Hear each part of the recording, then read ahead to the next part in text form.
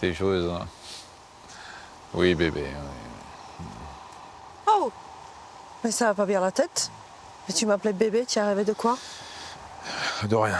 Je rêvais, tu sais, on maîtrise pas ses rêves. C'est ce qu'on appelle les états de conscience modifiés. Je suis conscient d'être là et en même temps, je suis pas là. Ouais, c'est ça. Non, mais en même temps, on connaît tous ces états-là. Hein. C'est quand tu bois trop d'alcool, quand tu rêves, quand tu fais l'hypnose ou méditation, c'est ça? C'est qu'il y a de plus en plus de scientifiques qui s'y intéressent. Hein. Et quand c'est bien contrôlé, bien maîtrisé, là, ça va ouvrir des perspectives thérapeutiques immenses. Ah ouais, comme quoi, par exemple? Lutte contre le stress, contre l'anxiété, la dépression, les phobies, les addictions. Non, mais là, tu me parles d'une vraie révolution à venir. Ah ouais, mais tu sais que les plus grands centres de neurologie au monde s'y intéressent. D'ailleurs, en parlant de neurologue, on en connaît un, Steven Loray, tu te souviens? Bah, je te propose d'ailleurs qu'on l'appelle pour voir s'il veut pas participer à notre aventure. Hein. Ah non, c'est pas la peine. C'est comme si c'était déjà fait. Je suis là. C'est dingue, mais comment tu fais sur commande comme ça? C'est quand tu veux. Steven, est-ce que ça te dirait qu'on t'appelle de temps en temps pour nous donner quelques éclaircissements sur le sujet? Plaisir, à la prochaine. Ok, merci. Merci. Alors, on y va? Ok.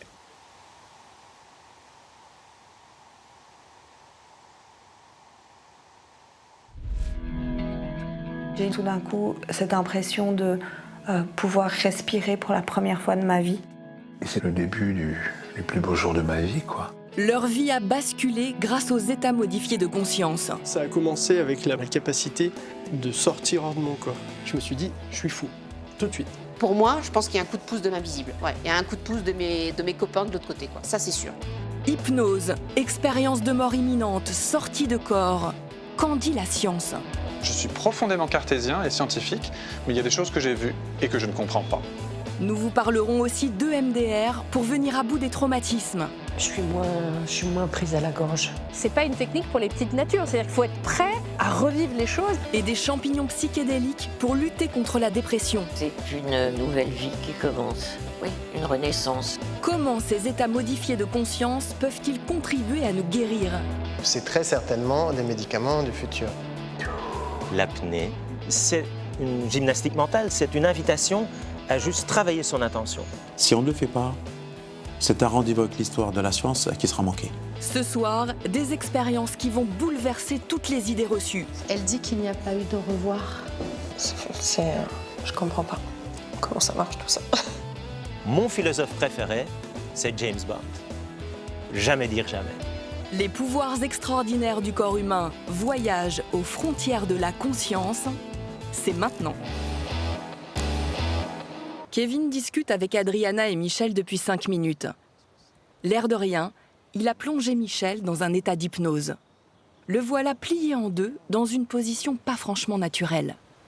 Mais dans un état comme celui-là, on peut vraiment approcher une expérience qu'on aime, une expérience qui fait du bien.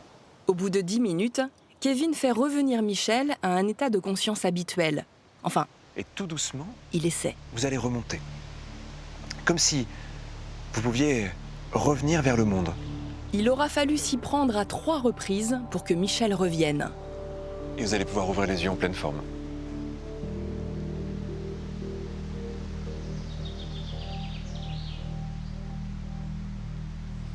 Je rêve.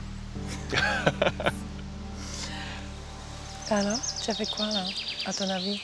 C'est très bizarre parce que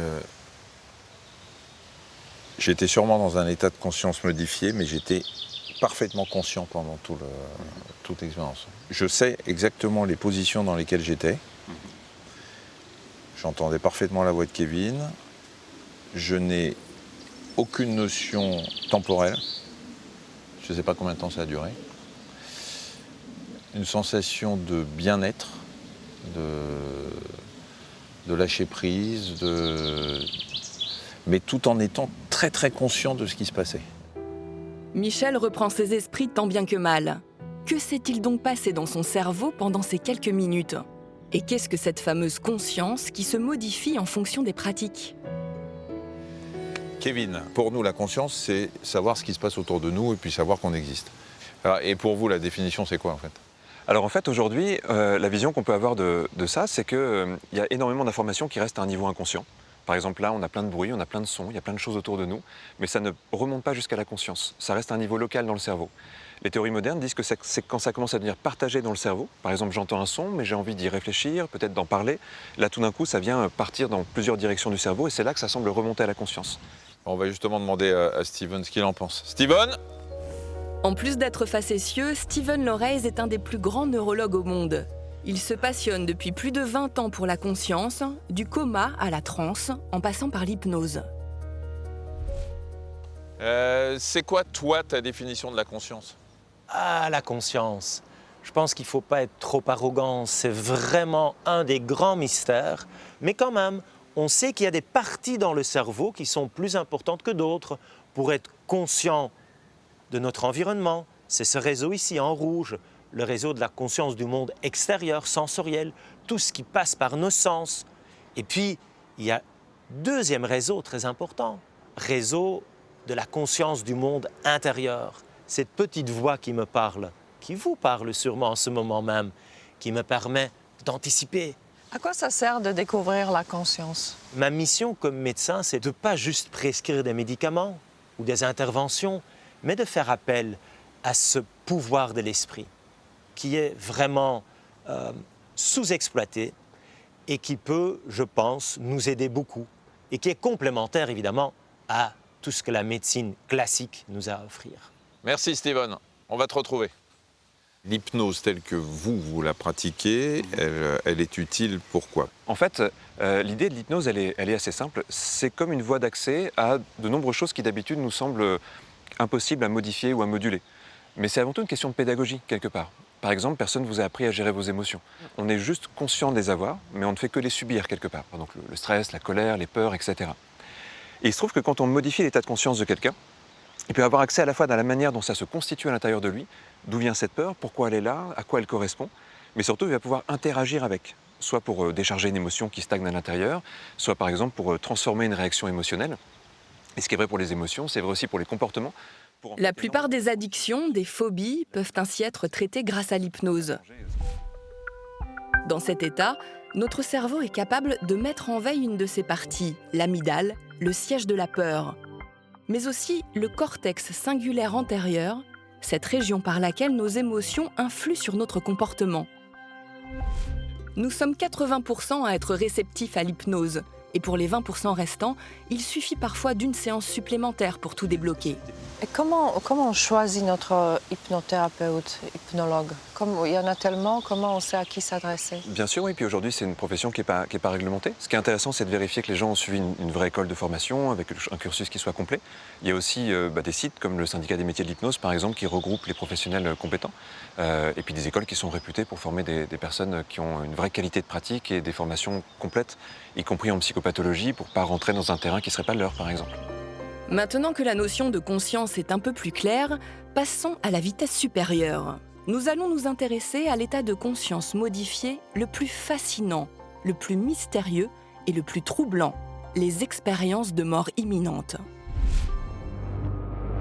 Femmes, hommes, à l'aube ou au crépuscule de leur vie, athées, croyants, mystiques, tout profil confondu, près de 5% de la population mondiale a vécu ou vivra un jour une expérience de mort imminente. Un aller-retour vers l'au-delà, dont on revient profondément bouleversé, avec des émotions et des visions souvent similaires, que nous allons passer en revue grâce à 2 cas. L'impression de sortir de son corps, le fameux tunnel qui apparaît, avec la sensation d'être irrémédiablement attiré au fond par une lumière blanche. La rencontre avec des proches disparus. Un basculement dans une dimension emplie de lumière et d'amour, pour atteindre enfin la connexion avec l'univers. D'abord, Vanina, 49 ans. C'est en Corse qu'habite cette restauratrice d'art réputée. À 14 ans, elle vit une expérience de mort imminente, alors que sa famille n'est franchement pas portée sur l'ésotérisme. Je sors d'une famille athée, je sors d'une famille même anti-spirituelle. Et je fais cette expérience de mort imminente qui bouleverse tout. C'est-à-dire que je passe du coup d'une conscience d'une enfant de 14 ans qui vit au premier degré, un peu comme un petit animal quelque part, à une ultra-conscience d'un vieux sage. On me parle d'expérience de mort imminente. Moi, je ne vois pas la mort là-dedans. Je vois une renaissance. Nous sommes alors dans les années 80. Lors d'une soirée avec sa grand-mère dans la maison de campagne familiale, Vanina tente de changer l'ampoule d'un lampadaire. Elle s'électrocute. Mon cœur fait un énorme boum et ça résonne dans tout mon corps. C'est-à-dire que je l'entends dans mes oreilles, dans tout, comme si mon cœur explosait. Et au même moment, je me suis retrouvée hors de mon corps, tout de suite. Comme la plupart de ceux qui vivent une expérience de mort imminente, Vanina a ressenti des émotions tellement fortes qu'elle est capable de décrire avec précision tout ce qui s'est passé ce soir-là, 35 ans plus tard. Je flotte, en fait, dans le hall. Je ne pars pas, je ne m'en vais pas, je flotte d'abord dans le hall. Et la première chose que je fais, c'est que je me rends compte que je vois à 360 degrés. C'est-à-dire que c'est assez étonnant et il suffit que je me concentre sur un point qui m'intéresse, je le vois net et tout le reste reste plus ou moins flou. Et je vois autour de ma grand-mère cette fameuse brume rose, enfin en tout cas je vois que du rose à ce moment-là, et je ressens l'amour de ma grand-mère pour moi en fait. Donc j'ai voulu la rassurer, j'ai voulu aller vers elle et lui dire « mais regarde, moi je vais bien, tout va bien, tu me vois », et il n'y avait rien à faire. Vanina se souvient alors avoir visualisé un être bienveillant qui va accaparer toute son attention. Je vois apparaître un être, alors pas de forme particulière, c'est pas un ange avec les ailes qui font flap-flap et tout, il n'y a rien de tout ça. C'est quelqu'un qui a vaguement la forme humaine, mais qui est très très grand par rapport à moi, il fait presque 2 mètres de haut. Il est couleur rose fuchsia et il dégage un amour inconditionnel extraordinaire qui me traverse. Et il communique avec moi par la pensée. Donc l'être de lumière me montre vers le haut. Et en fait, il y a une vidéo de ma courte vie qui apparaît de mes 14 ans et on remonte à ma naissance. Vanina revoit alors toute sa vie défiler en accéléré. Un phénomène très fréquent dans les récits d'expériences de mort imminente. Au moment où elle se souvient d'avoir accepté de suivre cet être de lumière, survient un phénomène qui aura d'importantes conséquences dans sa vie future. Et c'est à ce moment-là que j'ai la sensation vraiment qu'il y a comme si on prenait le crâne et qu'on me l'ouvrait en deux et je ressens une douche. Je ne peux pas dire mieux parce que c'est vraiment quelque chose qui me descend dans le crâne et j'ai tout un bloc de savoir. Moi je dis souvent c'est comme un amnésique, vraiment, qui d'un coup récupère toute sa conscience, tous ses souvenirs. Et je me mets à me souvenir de à quoi ça sert une vie, pourquoi on s'incarne. Mes parents, c'est pas mes parents, mais ce sont des âmes qui s'incarnent et qui jouent le rôle de mes parents. Et des tas de concepts sur lesquels je n'arrive pas encore à mettre de mots. Heureusement pour elle, sa grand-mère et son frère, arrivés entre-temps, parviennent à l'arracher du lampadaire. Vanina revient dans le monde réel. Devenue solitaire, la jeune fille se réfugie dans la nature et auprès des animaux. Elle se sent souvent incomprise, comme la plupart de ceux qui osent briser le tabou en racontant leur expérience. Donc j'en ai parlé une fois et c'est parti en cacahuète. Mon père m'a hurlé dessus, m'a insulté en disant que j'étais complètement tarée, enfin bon voilà. Donc je me suis sentie totalement étrangère à mon propre univers familier, donc à ma propre famille, et je me suis sentie étrangère au reste du monde. Et j'ai dû me taire. Au fil du temps, Vanina se découvre une intuition et des dons inexpliqués qui ont contribué à sa renommée professionnelle. Il y a 4 ans, alors qu'elle travaille en tant que conservatrice à la bibliothèque patrimoniale d'Ajaccio, elle met la main sur plusieurs livres précieux dont personne ne soupçonnait l'existence. Notamment l'un des tout premiers traités d'égyptologie du XVIIe siècle, mais aussi un ouvrage rarissime d'Isaac Newton et d'authentiques lettres signées de la main de Napoléon. Et ce qui est le plus incroyable, c'est comment Vanina les a découverts. La nouvelle direction avait décidé de jeter 13 mètres linéaires de prospectus, de choses contemporaines qui ne servaient plus à rien, d'administratif. Et au moment où je passe devant les étagères, il y a quelque chose qui me retient, qui me dit « tu t'arrêtes et tu vérifies tout ». J'ai ouvert 2 pages et quand je le touche, je sais que c'est extraordinaire, c'est pas normal. Je me dis, ah bah non, c'est pas possible que ce soit des originaux, parce que j'ouvre et je vois les lettres de la famille impériale. Napoléon, la mère, le frère, la sœur, les sœurs, enfin un truc de fou. D'accord, j'ai 7 années d'histoire de l'art à l'arrière, la connaissance des bouquins et tout, il y a un travail d'expert. Mais il y a plus que ça. Comment on fait pour trouver les 3 choses les plus rares, dont la plus rare au monde, sur 44 000 ouvrages? Enfin, il faut le faire quand même. Donc pour moi, je pense qu'il y a un coup de pouce de l'invisible. Ouais, il y a un coup de pouce de mes copains de l'autre côté, quoi. Ça, c'est sûr. À l'heure actuelle, les ponts sont toujours coupés avec une partie de sa famille. Mais cette expérience de mort imminente fait trop partie d'elle pour être passée sous silence.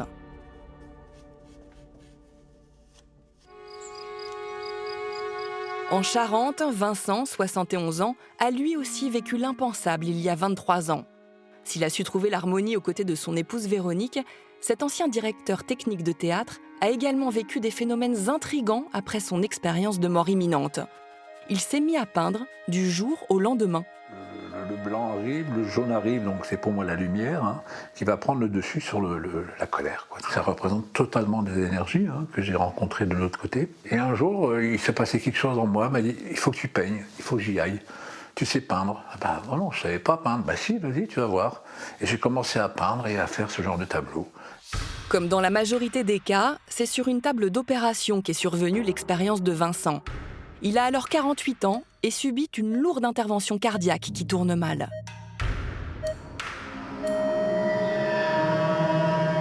Je pensais effectivement me réveiller en salle de réveil, comme ça se passe habituellement. Eh ben non, je me suis réveillé un petit peu particulièrement ailleurs, dans un décor qui était bien le bloc opératoire, mais dans une position un peu particulière, en dehors de moi, en dehors de mon corps, dans une vue dominante, un peu collée au plafond du bloc. J'entendais, il est mort, c'est pas la peine, on va le récupérer comme un légume. Je dis, mais c'est ça la mort, je suis mort là, je suis mort. Et le fait de penser ça, je me suis senti aspirer vers quelque chose ailleurs. Et cet ailleurs a été le début du plus beau jour de ma vie, quoi. Le cœur de Vincent s'arrête de battre pendant 40 minutes. L'homme vit alors l'une des expériences de mort imminente les plus complètes, avec toutes les étapes clés répertoriées dans les questionnaires des spécialistes. J'ai connu ce fameux tunnel et je suis arrivé dans cette lumière qui venait vers moi. D'un seul coup, elle m'a englobé. J'ai l'impression de rentrer dans quelque chose d'extraordinaire et c'était effectivement comme si 100 000 mamans vous accueillaient pour vous dire « je t'aime ». Et là, c'est fabuleux, quoi. Sauf que l'émotion positive est de courte durée, car Vincent se dit ensuite confronté à des visions très angoissantes. Et là, ça a été quand même terrible, quoi. Et quand j'en parle, j'ai l'émotion qui monte parce que la vision est encore très très présente. Et là, vous ressentez la haine absolue, quoi. Donc, j'ai demandé à sortir de là parce que j'en pouvais plus, quoi. Nous sommes rentrés dans des sphères beaucoup plus joyeuses, beaucoup plus lumineuses. Donc j'étais dans la dimension céleste, j'oserais dire, où je pouvais voir tout l'univers. Je voyais la nature qui est extraordinaire. Il raconte que son voyage est alors interrompu par l'apparition d'un ami décédé venu lui délivrer un message. Une autre vision récurrente dans les récits de mort imminente. C'était un ami qui s'appelle Baudouin. Baudouin m'a parlé comme ça, m'a dit « il faut que tu reprennes ta vie maintenant, parce que tu as attendu ». Et c'est la notion de l'amour paternel en fait qui m'a fait revenir. J'ai accepté. De retour dans le monde pleinement conscient, Vincent se montre très surpris que son arrêt cardiaque ne soit pas mentionné dans le compte-rendu de l'opération. Il tente alors de confondre le chirurgien. Mon chirurgien, au bout d'un mois après l'opération, il me dit « tout s'est très bien passé, bon, ça a duré plus longtemps que prévu, mais bon, tout s'est très bien passé ». Alors là, j'ai sauté sur l'occasion, je lui ai dit « mais attendez, vous avez oublié de me dire que j'étais mort quand même, qu'il y a eu une hémorragie interne très importante qui a créé la mort et tout ça ». Et là, il s'arrête et il me dit « mais comment vous l'avez dit, on vous l'a dit ?» Non, je vais vous dire pourquoi. Parce que quand j'étais mort, eh ben, j'étais au-dessus de vous, en train de vous observer. Et là, il a fait un moment de silence, il n'a rien dit, mais j'ai compris que là, c'était pas la peine de discuter, quoi. Voilà. Longtemps incompris par son entourage, Vincent a beaucoup souffert. Il a divorcé. Ici, le mot amour est la plus belle des fermes. Il retranscrit désormais les émotions liées à son expérience via des peintures, mais aussi des compositions musicales, auquel contribue Véronique, son amour de jeunesse retrouvé. Souriant, s'exprime par des sons si mélodieux. Lorsque j'ai retrouvé Vincent, il y a 5 ans, je n'avais aucune connaissance de l'expérience de mort imminente. C'est un terme que je n'avais jamais entendu. Donc c'était pas évident du tout. Aujourd'hui, grâce à Vincent, mon ouverture spirituelle s'est mise en place aussi. Vincent publie aussi des livres et donne des conférences pour raconter son expérience. Son but, apaiser le public concernant la mort. Je sais ce qu'il y a après la mort, donc ça ne me fait pas peur de mourir. S'il fallait que je meure dans les 10 minutes qui arrivent, pour X raisons, je l'accepterai sans problème. L'instant où on meurt, mais dire, on bascule dans quelque chose d'incroyable, quoi. Vous ne pouvez même pas imaginer. Dans 90% des cas, l'expérience de mort imminente est associée à des sentiments positifs. On estime que 74% de ceux qui sont passés par là opèrent un changement de vie, de valeurs ou de croyances, se tournant bien souvent davantage vers les autres.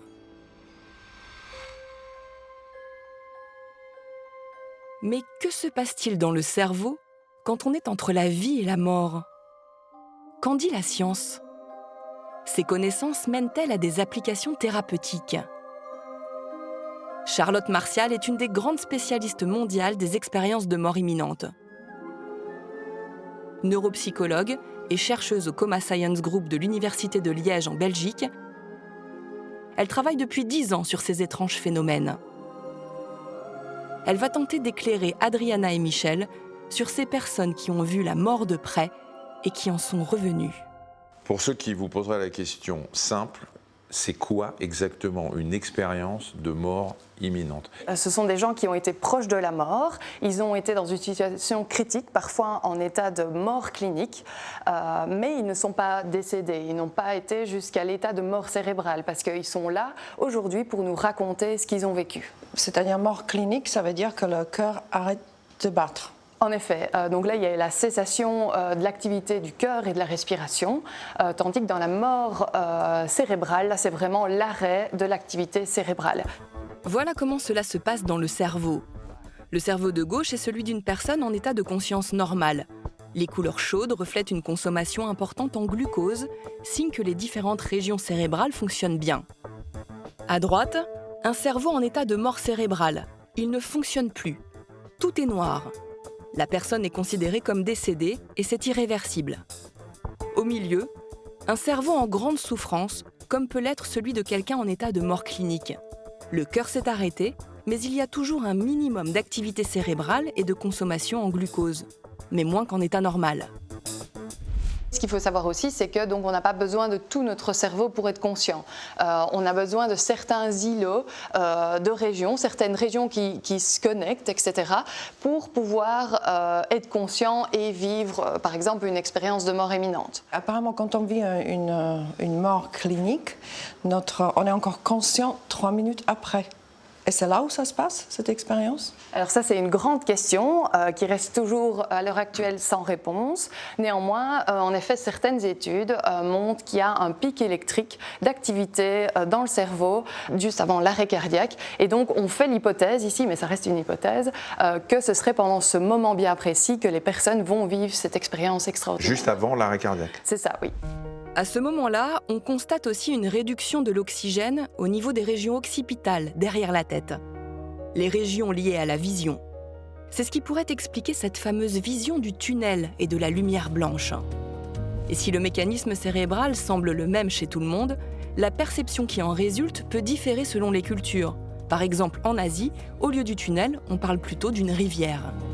Récemment, on a fait l'hypothèse que les expériences de mort imminente seraient en fait un mécanisme de défense. Quand la personne se retrouve dans une situation critique proche de la mort, ce serait en fait une façon de se protéger, comme on a ce fameux comportement de thanatose chez les animaux. Exactement. C'est-à-dire qu'ils font semblant d'être morts pour se protéger contre un prédateur. C'est ça. Cette expérience de mort imminente, on le vit la plupart des cas quand le cœur s'arrête, ça veut dire la mort clinique. Il y a d'autres cas aussi? Oui. Ce qui est assez intriguant, c'est qu'on observe des personnes qui vont rapporter ce même type de souvenirs, mais dans des contextes vraiment différents, où la personne n'était pas en danger. Donc, par exemple, lors d'une forte anxiété, après la prise d'une substance, une drogue psychédélique, après une syncope. Donc voilà, il y a vraiment différents types de contextes dans lesquels on peut vivre une expérience de mort imminente. Et l'orgasme? Oui, nous avons dans notre base de données 2000 témoignages. On a, je pense, 2 témoignages de personnes qui rapportent ça dans le contexte d'un orgasme. C'est vrai qu'en français, on appelle ça la petite mort, l'orgasme.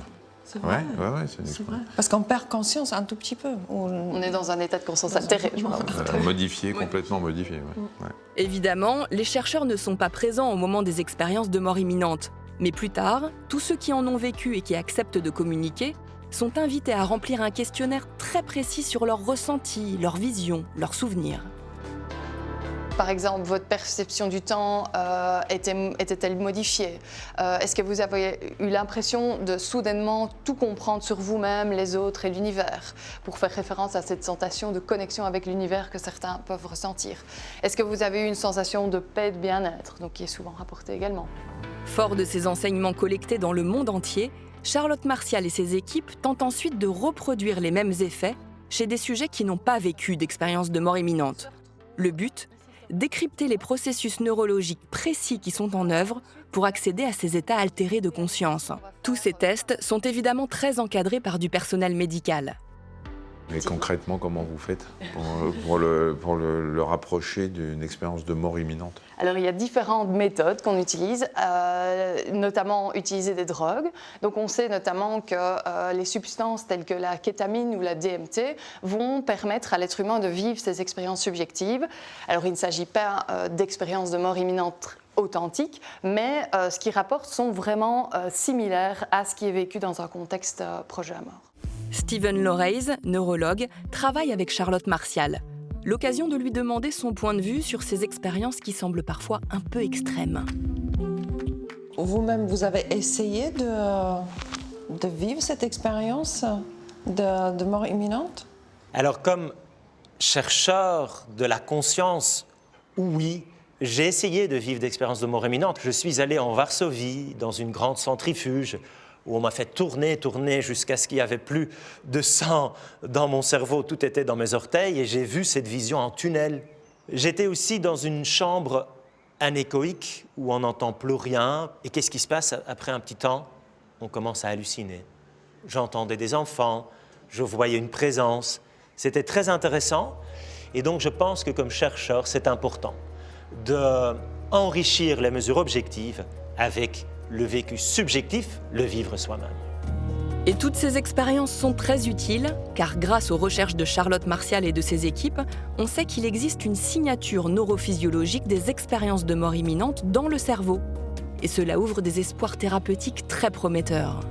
Comme vous décriviez le fait que les gens qui ont vécu une expérience de mort imminente vont bien, ils ont vécu cette sensation de bien-être, est-ce que ça veut dire que si on arrivait à reproduire artificiellement ces expériences de mort imminente, on pourrait s'en servir comme thérapie pour les gens qui ne vont pas bien? C'est de l'utopie?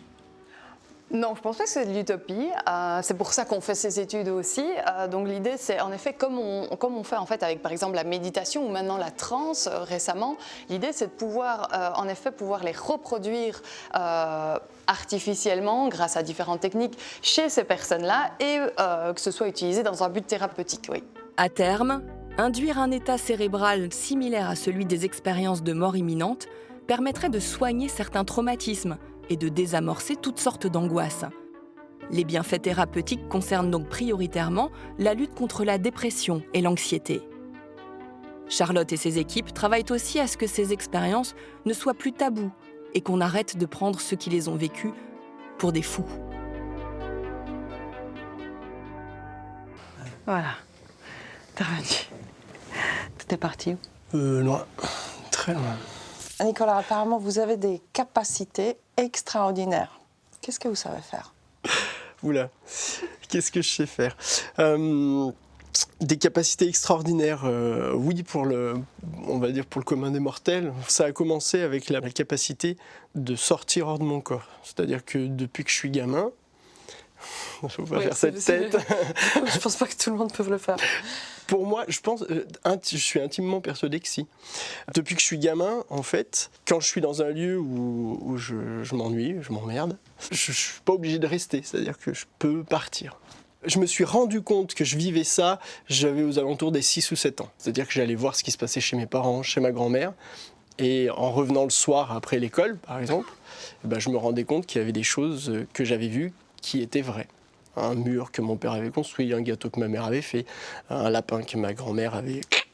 Voilà. Donc, mais c'est systématiquement toujours vrai? Tout le temps.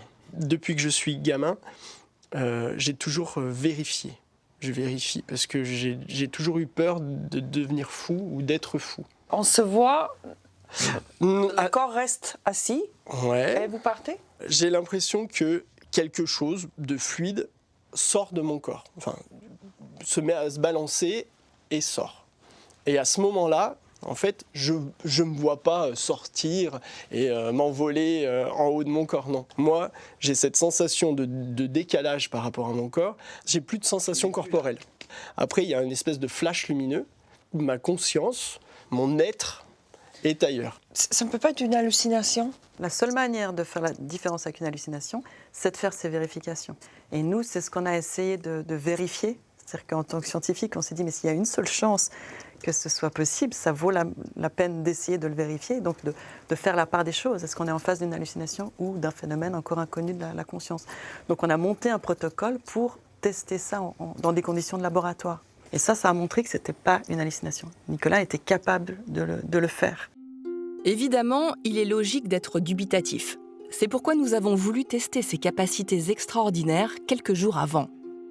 Nous avons caché des objets dans 4 enveloppes sans que Nicolas n'en sache rien. Dans la première, une photo du Dalai Lama en gros plan. Dans une deuxième enveloppe, un bracelet. Dans la troisième, un petit éléphant en métal. Et dans la quatrième enveloppe, un dessin à l'encre représentant une carpe. Nous avons ensuite cacheté les enveloppes pour qu'aucune tricherie ne soit possible. Nicolas n'a jamais touché les enveloppes et il ne peut pas voir ce qui se cache à travers car elles sont placées à 3 mètres de distance.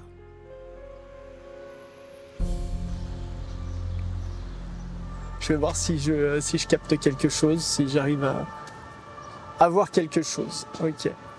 Je vais commencer par l'enveloppe numéro 1. Alors. Nicolas parviendra-t-il à percevoir quels sont ces objets ? Pas évident car en temps normal, c'est lui seul qui décide de se projeter à distance. Il ne fait rien sur commande. Ça pourrait ressembler à une tête.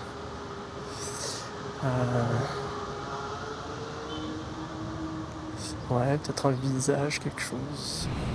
Ouais, maintenant je vois clairement que c'est un visage. Ouais. J'ai l'impression que c'est la photo d'un visage pris en assez gros plan, on dirait.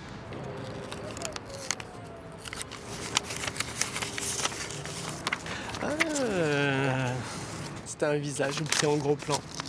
Ouais. Passons maintenant à la deuxième enveloppe qui contient le bracelet.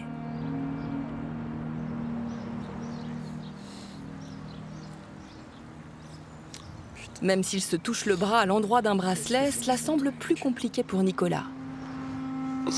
J'y arrive pas, ça bloque. Ça bloque. Échec pour cette fois.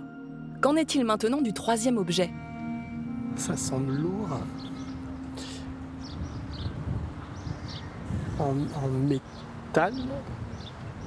Bon point pour l'objet en métal, car c'est cet éléphant miniature qu'il y a dans l'enveloppe. J'arrête pas de penser à un porte-clés Tour Eiffel, mais le truc c'est que c'est peut-être pas ça, et le problème c'est que je me focalise dessus et qu'après j'ai rien d'autre qui me vient, tu vois. Passons maintenant à la dernière enveloppe avec le dessin à l'encre qui représente une carpe. En fait, j'ai une impression de profondeur. Je pense à de l'eau.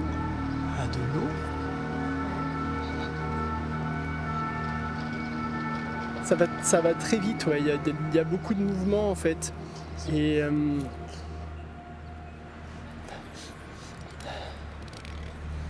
une odeur aussi un peu.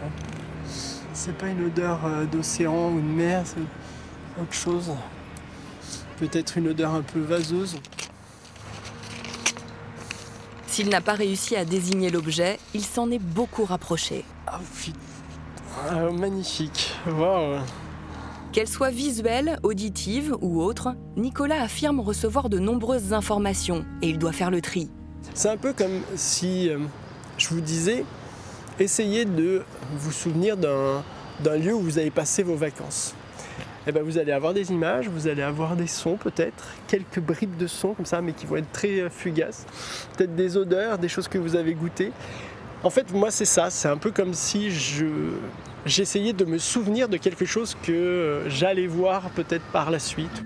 Ces résultats ne constituent en aucun cas une preuve scientifique, mais les capacités de Nicolas interpellent. Il est impossible qu'il ait pu savoir à l'avance ce qu'il y avait dans ces enveloppes. En 2013 déjà, des tests similaires avaient été réalisés, mais sous contrôle d'huissier. Nicolas avait le choix parmi 4 images différentes et il devait essayer de deviner celle qui était cachée dans l'enveloppe.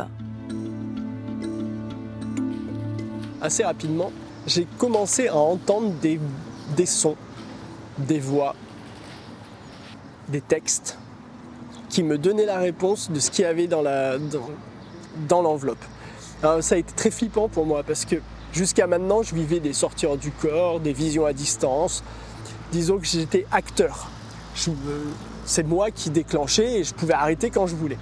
Lors d'une journée de test, c'est l'image du film Rocky avec l'acteur Sylvester Stallone en boxeur qui est cachée dans l'enveloppe. J'étais donc devant cette enveloppe fermée, je ne savais pas ce qu'il y avait dedans, et d'un coup j'entends tin, tin, tin, tin, tin, tin, tin, tin, tin, tin. Je prends les quatre photos, et là dans les 4 photos, il y avait la photo de Rocky Balboa. Statistiquement, Nicolas avait une chance sur 4 de trouver la bonne image. Et il y a eu 100 tests effectués selon le même protocole. Après 5 journées de tests, les résultats sont tombés. Et l'huissier responsable ce jour-là n'est pas prêt de les oublier. Durant cette expérience, j'étais là toute la journée à surveiller tous les intervenants pour qu'il n'y ait pas d'interaction ou de quelconque signe qui se manifeste. Et là, effectivement, vous faites des grands yeux quand vous savez qu'il y a une petite probabilité, on va dire, d'un quart sur 100, un quart de trouver les réponses justes. Et là, vous en aviez 79 sur 100. Impossible pour un humain normal. L'huissier, lui, il atteste, simple, il est froid, c'est un fait, il le constate. Mais l'homme, évidemment, est interloqué. Franchement, nous aussi. Nous lançons donc un deuxième défi à Nicolas. Nous avons dessiné ce portrait de Frida Kahlo, l'artiste peintre mexicaine. Pendant que Nicolas reste sagement dans cet appartement loué pour le tournage, sans possibilité d'en sortir, nous allons afficher ce dessin à l'encre sur une place du centre-ville de Lyon. Sans lui donner aucun indice, nous demandons à Nicolas de se projeter mentalement pour voir ce qui pourrait capter son attention sur cette place. Il y a une affiche, enfin je vois une affiche qui est collée, quelque chose, à moins que ce soit juste un buste. Attends. Ah ouais, alors attends, ça devait pas être... Je pense que je devais avoir une idée auparavant, mais là... Peut-être une peinture. Nous n'avons pas quitté Nicolas pendant le tournage. Impossible donc pour lui d'être allé voir par lui-même, ni d'avoir reçu une quelconque information par téléphone. Oh merde, ça me fait penser à un truc de Frida Kahlo. Un truc comme ça. Non, c'est pas ça. Si, c'est ça. De quoi? C'est Frida Kahlo? Ouais. Arrête. Si. Non, tu déconnes. Il n'y a pas de pathologie psychiatrique derrière le cas de Nicolas qui puisse expliquer tout ce qu'il nous raconte. Non. Étonnamment, non. Il est complètement clair dans sa tête. Et il fonctionne extrêmement bien dans son quotidien. Je veux dire, il est très bien inséré socialement, il est très apprécié dans son travail, il a une vie affective, enfin, il a une vie, tout ce qu'il y a de plus normal. Et c'est étonnant, mais on pourrait dire que c'est quelqu'un qui a les pieds vraiment sur terre en plus. Et c'est ça qu'on aimait bien, c'est qu'il a une façon d'en parler qui est très... Ah oui, il est très rationnel dans sa façon de vivre l'irrationnel. Bon, il n'y en a pas beaucoup, des comme Nicolas. Nous, depuis 20 ans, on rencontre plein de gens, des gens qui ont des capacités hors normes, mais des gens qui en ont autant que Nicolas, qui les maîtrisent aussi bien, on n'en a pas rencontré d'autres. Et qui les vivent aussi bien. Et qui les vivent aussi bien. Qui reste très clair. Est-ce que des expériences ont été faites sur Nicolas ou sur d'autres pour montrer que, soit par un électroencéphalogramme, soit par un PET scan dans lequel on va vérifier le cerveau, il y a une partie du cerveau qui est vraiment, pendant ces moments-là, complètement mise de côté. Alors effectivement, c'est ce que ça a montré avec les électroencéphalogrammes, et on a vu qu'il y avait 2 zones de son cerveau qui étaient comme déconnectées du reste pendant ces sorties hors du corps. C'est le cortex préfrontal médian, qui est impliqué dans différentes fonctions cognitives, mais notamment sur la pensée centrée sur soi. Et ce qui est intéressant, c'est que Nicolas, quand il est en sortir du corps, n'a plus la sensation d'être Nicolas. Il est juste une conscience. Donc ça collait assez bien. Et l'autre zone qui était déconnectée, c'était le cortex visuel primaire, donc qui est impliqué dans l'analyse des informations de l'environnement. Et lui, il peut avoir les yeux ouverts, justement, mais voilà, il n'y a rien qui est enregistré. Ça veut dire qu'en ayant les yeux ouverts et en étant ici face à nous, il ne nous voit plus. Il voit par projection l'endroit dans lequel il s'est projeté. Voilà.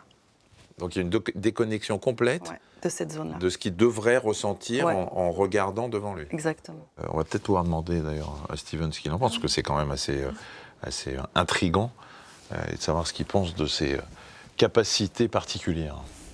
Waouh, Nicolas, je vous invite, venez à Liège, on va faire ça dans nos machines, ça va être extraordinaire, parce que ça c'est sûr, ça va donner le prix Nobel à l'équipe, parce que ça remet en question tout ce qu'on peut comprendre aujourd'hui, toutes les lois de la physique, de la biologie.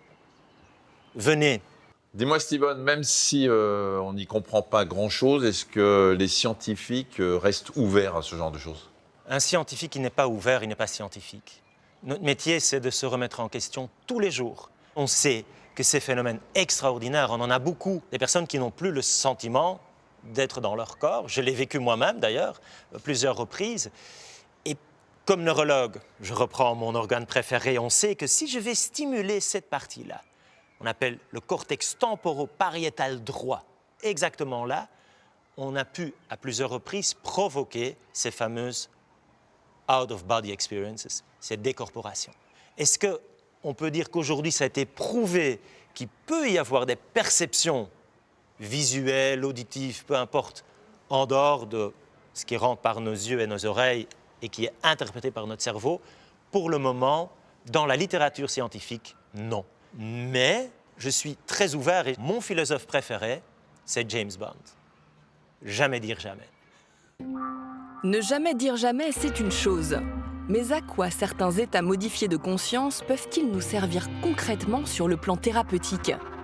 Peut-on espérer mieux se soigner ou se soigner différemment grâce aux pouvoirs extraordinaires de notre conscience? Et peut-on notamment espérer un jour venir à bout de la dépression? Nous allons y revenir dans quelques instants.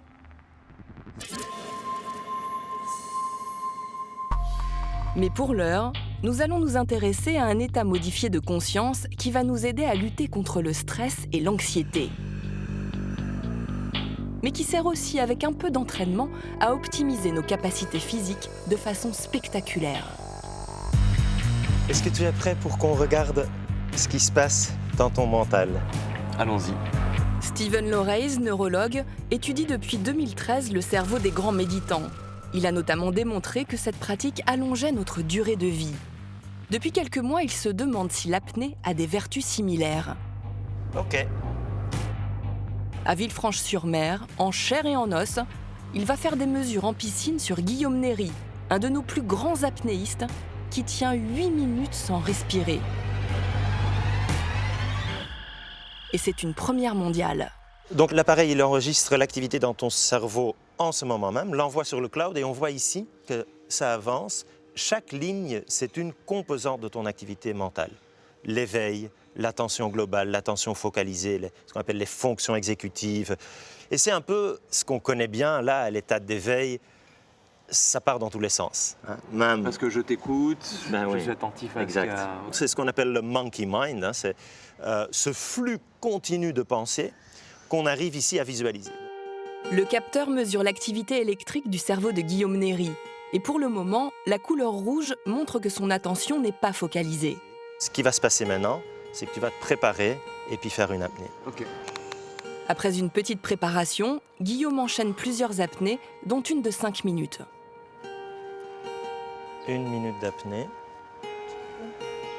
D'abord rouge, ses tracés cérébraux commencent à passer au vert et au bleu. 2 minutes d'apnée. Et plus Guillaume tient longtemps, plus son mental se calme. Il avoue lui-même être parfaitement à l'aise jusqu'à 5 minutes sans respirer. 4 minutes. Ces tracés s'en ressentent. Ils sont désormais totalement bleus. Très impressionnant. Bravo. Regardez la différence entre les temps de pause et les apnées. Pendant les apnées, tout est bleu. Pour moi, c'était parfait, Guillaume. Je pense qu'on peut enlever. OK. Mais cette accalmie du mental grâce à l'apnée est-elle accessible à des novices? Et le fait d'apprendre à modifier notre état de conscience permet-il de développer des capacités physiques insoupçonnées?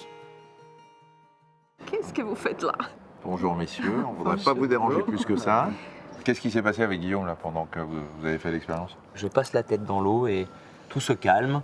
Les pensées arrêtent de partir à droite à gauche. Et ça, c'est du vécu. Mais là, voilà, je le vis intérieurement. Et là, pouvoir voir les pensées sur l'écran et pouvoir voir que c'est vraiment, c'est presque à la seconde, hein. C'est assez intéressant. Est-ce que c'est comparable avec la méditation? Oui, tout à fait. On a eu la chance d'étudier toute une série de moines bouddhistes, des grands athlètes de l'esprit, alors comme Mathieu Ricard. Il est venu, il a passé les mêmes examens dans l'IRM fonctionnel, dans l'EEG avec les 250 capteurs, mais aussi avec ceci. Et donc, il y a pas mal de choses qui se comparent avec la méditation. Les résultats se sont en effet révélés particulièrement intéressants. Déjà, malgré les épisodes répétés de privation d'oxygène depuis des années, le cerveau de Guillaume Néry est parfaitement intact. Pas de lésions. Ensuite, vu que l'apnée mène au calme, on aurait pu s'attendre à une diminution de son activité cérébrale. Eh bien, pas du tout. L'activité augmente même dans certaines parties. Regardez, à gauche, c'est le cerveau de Guillaume à l'état normal. À droite, c'est pendant l'apnée. Il y a une densification des connexions neuronales, et notamment dans le réseau de la conscience de soi, du monde intérieur. Dans d'autres régions liées aux perceptions sensorielles, en revanche, l'activité baisse.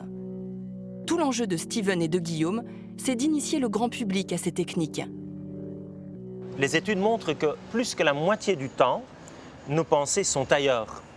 Et donc la méditation, c'est une gymnastique mentale, c'est une invitation à juste travailler son attention. Moi, j'imagine que je vais méditer, ça me paraît facile, mais de faire apnée, c'est hyper stressant. J'ai l'impression de me faire mal, de mourir d'ailleurs. Donc comment ça peut m'amener jusqu'au point où je vais être bien? L'apnée, ça commence par quelques secondes. Et en fait, le mental comprend qu'on peut être en apnée sans être en détresse. À ce moment-là, on se relâche. Allez, travaux pratiques. Une petite mesure préalable permet de constater que les pensées d'Adriana et de Michel partent dans tous les sens. Michel, là, il y a beaucoup de rouge. Et ici en haut, Adriana, ça c'est assez typique du monkey mind. On a le rouge, le jaune, le vert, ça saute d'une pensée à une autre, on le voit ici. Guillaume initie ensuite Adriana, Michel et même Steven à l'apnée. N'hésite pas, viens, tu vas voir, ça va être sympa. Vous pouvez vous aussi essayer, pas besoin d'être dans l'eau. La première étape, paradoxalement, c'est d'apprendre à respirer. Donc la première chose, c'est réguler le débit de ce qui rentre et ce qui sort. Donc pour ça, à l'inspiration, je vais vous demander de faire comme si vous preniez un cocktail avec une paille. On inspire comme ça.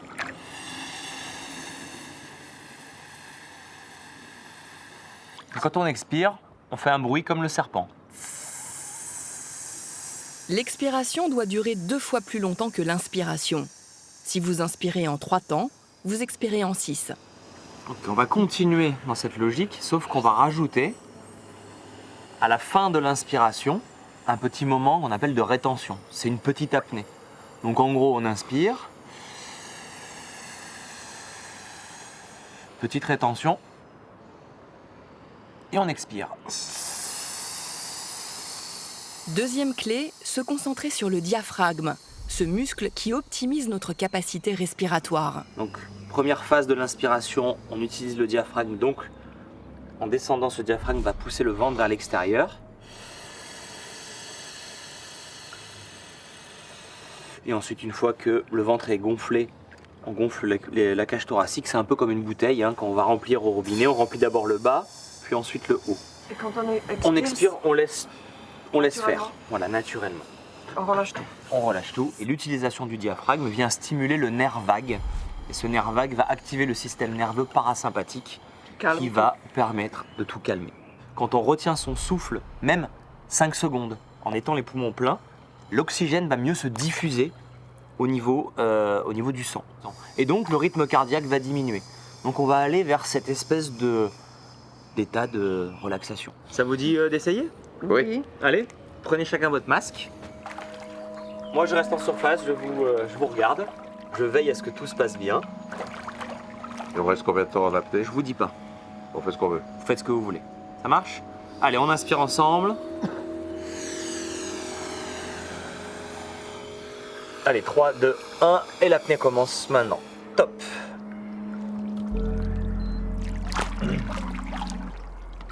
Voilà, vous flottez et essayez de vous détendre complètement. Voilà, on détend la nuque. Vous relâchez les bras. Steven remonte au bout de 30 secondes seulement. Allez, on inspire fort. Alors, vous restez encore en apnée, mais redressez-vous. Voilà, et vous pouvez inspirer. Michel et Adriana l'ignorent, mais ils ont frôlé la minute. Pas mal déjà pour 2 personnes qui se sentaient incapables de retenir leur souffle. Ça s'est bien passé? Non. Bon, Steven est sorti... Non, mais- Je pense que Steven y pense trop. Au début, c'est rigolo. Après, on ne sait plus quoi faire. C'est-à-dire, Alors, la seule chose que je veux, c'est respirer. Et comment on ce se qui se passe retire. pendant une apnée, vous avez vu, il y a une première phase où on n'a pas envie de respirer. Et à un moment donné, les cellules ont commencé à respirer, utilisent l'oxygène et recrachent du CO2.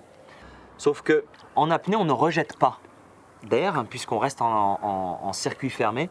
Et donc, le CO2 s'accumule dans le sang. Ah. Et c'est le CO2 qui s'accumule dans le sang qui vous donne l'envie de respirer. Eh ben, Il y a pourquoi des on centres, respire pas, alors Parce que si tu expires, tu vas expirer aussi de l'oxygène. Ah, ok. Et donc, il faut apprendre, déjà mentalement, à te dire, envie de respirer ne veut pas dire besoin de respirer.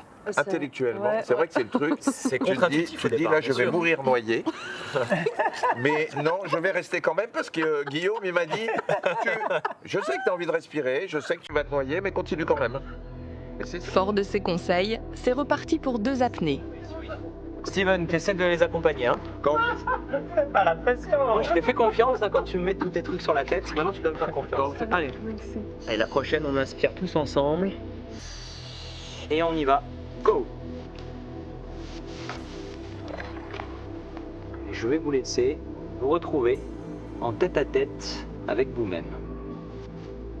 Et cela fonctionne. Tous progressent. Steven, attends, on se redresse tout doucement d'abord. Adriana, on va rester encore un peu. 3, 2, 1. Allez, on respire. Fort, on respire fort. Grande inspiration. Et on souffle.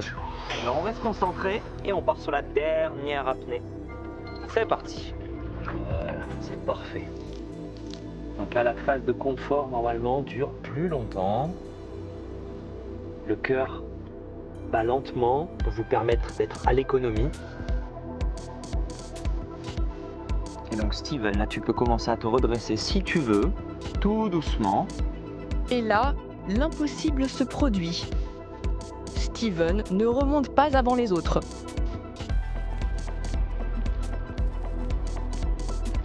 Alors Michel se redresse. Ok Michel, tu peux respirer. Super. Guillaume commence carrément à se montrer un peu insistant. Redresser sur...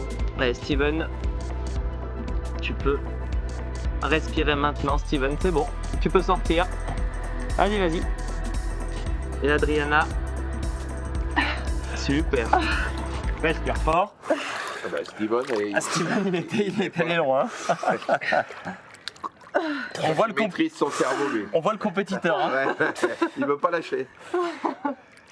C'est dingue, tu tenais 15 secondes au début et là... Alors, justement, moi c'est le petit jeu qui m'intéresse là. Je vais vous demander une estimation de ce que vous avez pensé avoir tenu. Sur la dernière? Ouais. Je vais dire une 30. Je sais pas, Moi j'ai déjà tenu une 30, t'as tenu 30 secondes de 50 plus que moi. secondes. Une 30, moi Une 30. serait déjà un record. Michel a tenu 2 minutes 05. Non. Adriana a tenu 2 minutes 45. Non. Et Steven 2 minutes 50 à peu près. 2 minutes 45. Oui, oui. Tu te rends compte ce qu'on gagne en 3 exercices simplement? Et là, troisième. je pense que tous les deux, vous auriez tenu 3 minutes ou 3 minutes 10 à l'apnée suivante.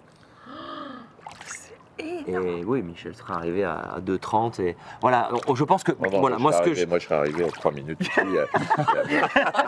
Ça fait 10 ans qu'il n'est pas question qu'Adriana me batte. Pour des histoires de piscine. Emmène-moi là-bas avec un câble et je vais te montrer un peu le truc. Non, mais tu rigoles ou quoi? Michel a plus que doublé son temps d'apnée. Adriana l'a quasiment triplé et Steven l'a presque multiplié par 6. Il est temps maintenant de reprendre les mesures cérébrales pour comparer. Je vois quand même qu'il y a une différence entre le premier enregistrement. D'ailleurs, vous le voyez ici, hein, ça c'est Adriana. Donc là, il y a une stabilité, il y a l'esprit qui est plus calme quand même qu'avant. Et là, tous les deux, vous êtes plus calmes. J'avais pas de bleu du tout. Alors, ce qui est quand même impressionnant, c'est que en faisant des exercices, je sais pas, une fois par semaine, on doit pouvoir se calmer. C'est des petits exercices qui ne prennent pas beaucoup de temps. En prenant 3 minutes, où on se concentre sur sa respiration, on calme la ventilation, on peut faire une petite apnée à l'air libre, on n'a pas besoin d'eau. On appuie sur le bouton pause, quelle que soit la situation. Et on rappelle, et c'est très important Guillaume, que si on fait ça dans l'eau, que ce soit en piscine ou en mer, jamais tout seul. Absolument jamais tout seul. C'est la règle fondamentale, ça peut paraître très facile quand on le voit là, mais c'est possible s'il y a quelqu'un qui nous surveille. Merci beaucoup. Merci à vous, Guillaume, bravo à pour vous. cette leçon de zénitude. J'y retourne. Tu veux prendre ça peut-être, non? L'apnée est donc aussi efficace que la méditation pour lutter contre le stress et l'anxiété. Mais existe-t-il des états modifiés de conscience qui peuvent carrément nous guérir, mettre fin à des douleurs chroniques ou à des traumatismes? Avec la technique de l'EMDR, la réponse est clairement oui. À 48 ans, Mélanie, conseillère financière, vit avec la douleur au quotidien. Elle souffre d'une défaillance musculaire apparue brutalement il y a 11 ans, sans cause apparente. Avant d'être malade, j'avais une vie vraiment dynamique, que ce soit au niveau du travail, au niveau des activités sportives.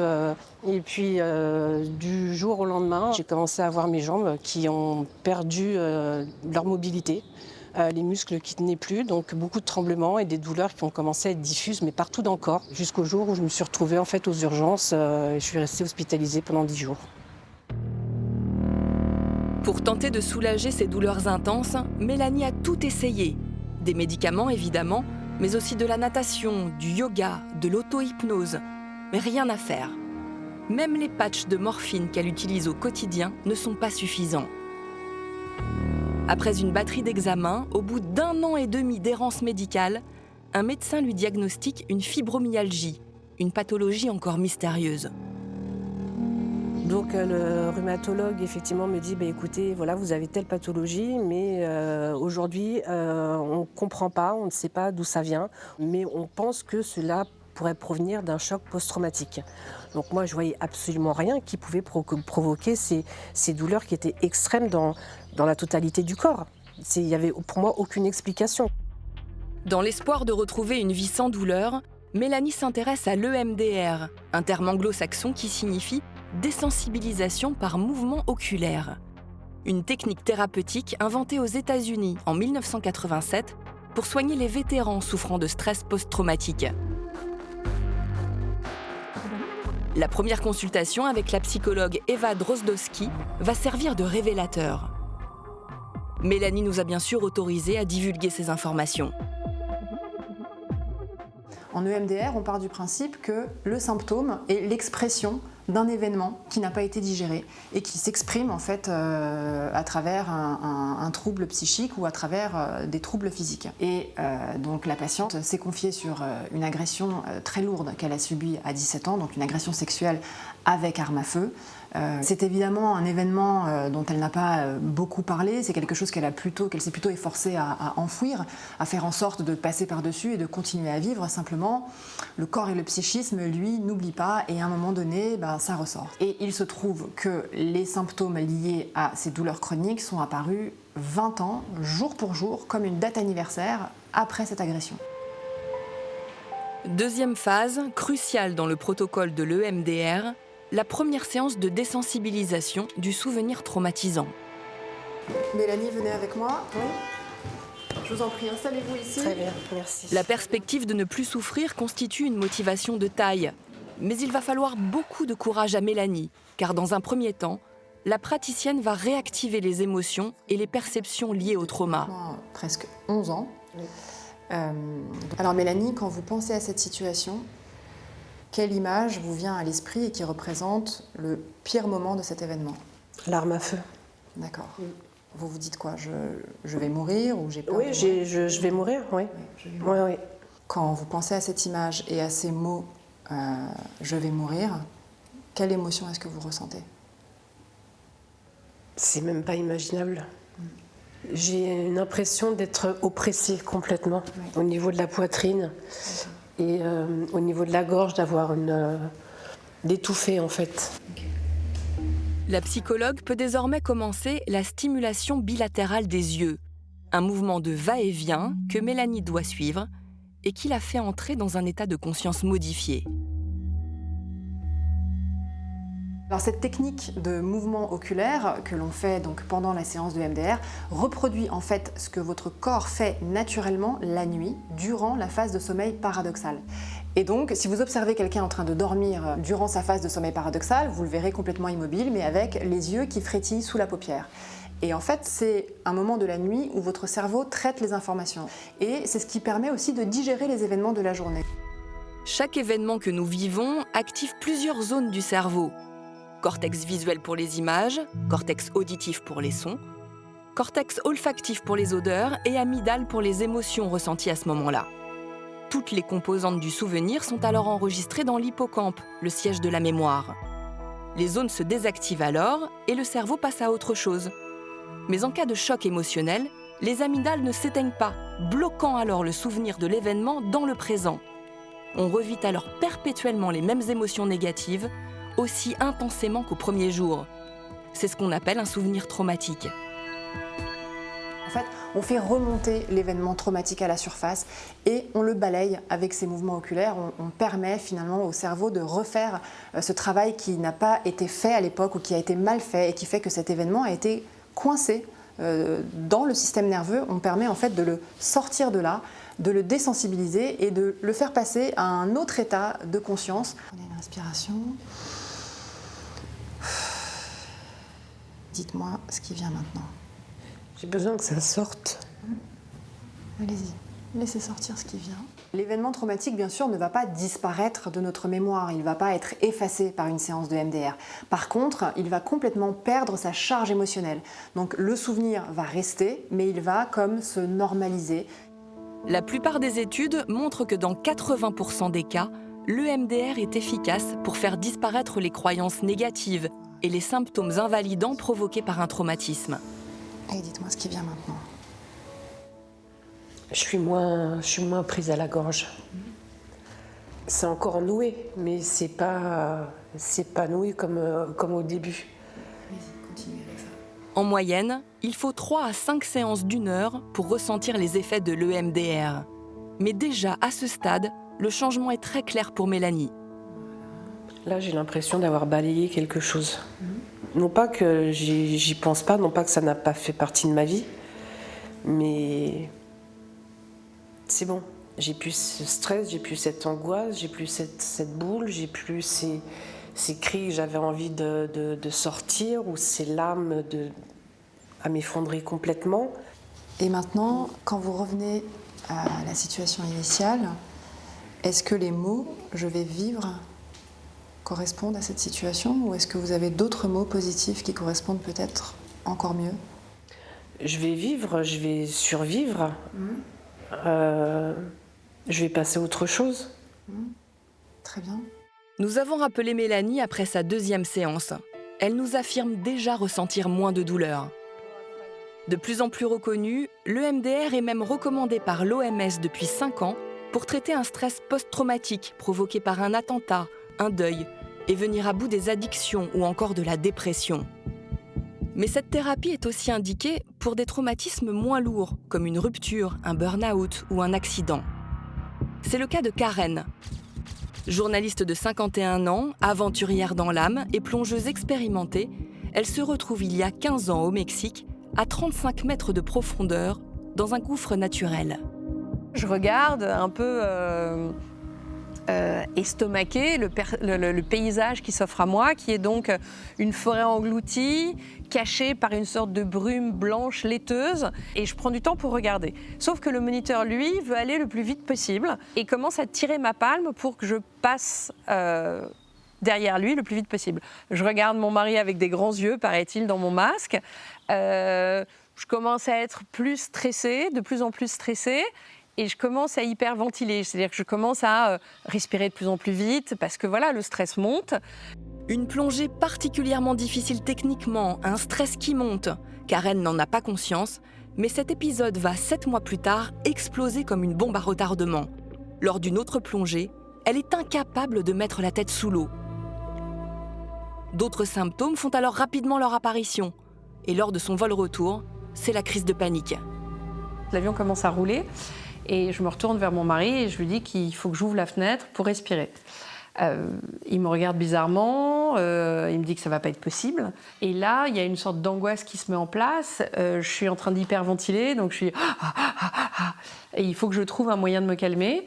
Les hôtesses ne proposent rien, aucun médicament, si ce n'est potentiellement de me menotter à mon siège.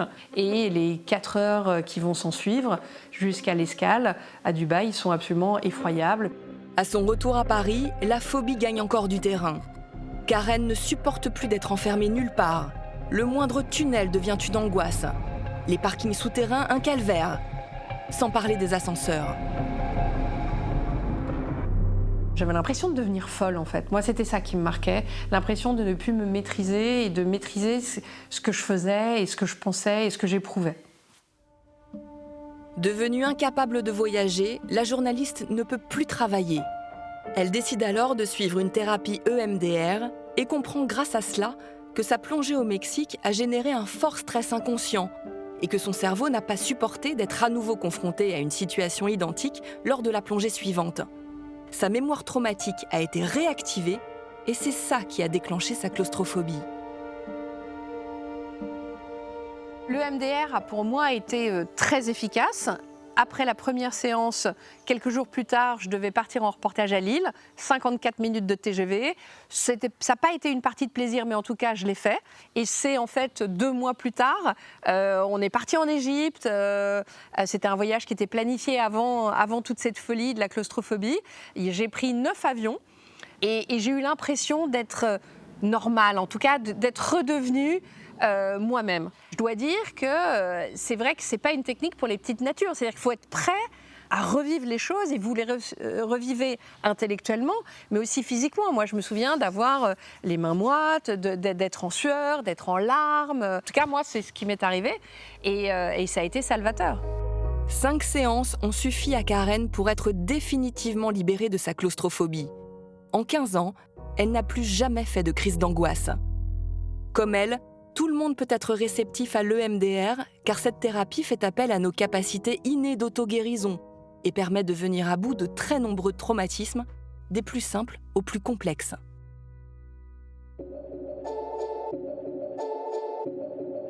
Attention, accrochez-vous. Place à des états modifiés de conscience beaucoup moins connus, mais considérés par de plus en plus de scientifiques comme la prochaine grande révolution dans la prise en charge des principaux troubles mentaux, comme la dépression. Si je vous dis ayahuasca, LSD, psilocybine, il s'agit de la grande famille des psychédéliques, autrement dit des stupéfiants interdits en France et qui pourtant suscitent un intérêt grandissant chez les psychiatres et les chercheurs. Pourquoi ? C'est ce que Vincent Verroust, ethnobiologiste et président fondateur de la Société psychédélique française, va nous expliquer.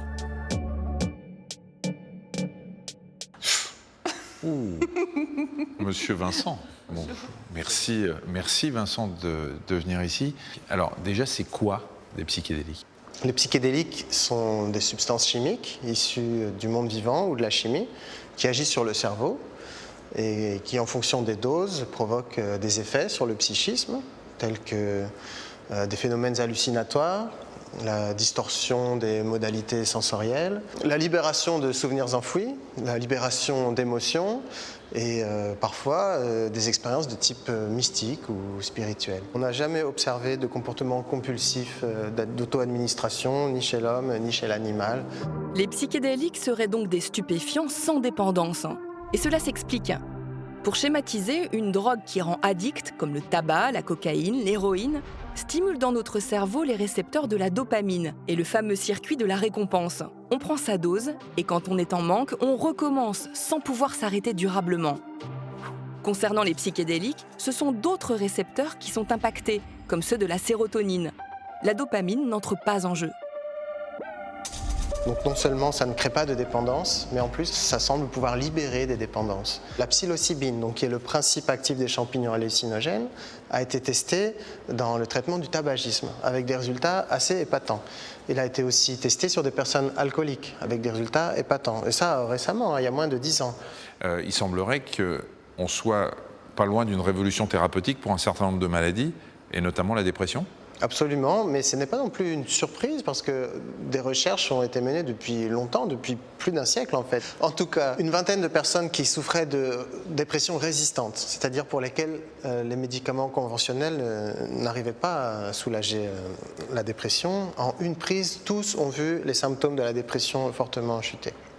Et la dernière étude, il y a un groupe qui a pris un antidépresseur couramment prescrit et un autre groupe qui a reçu 2 doses de psilocybine.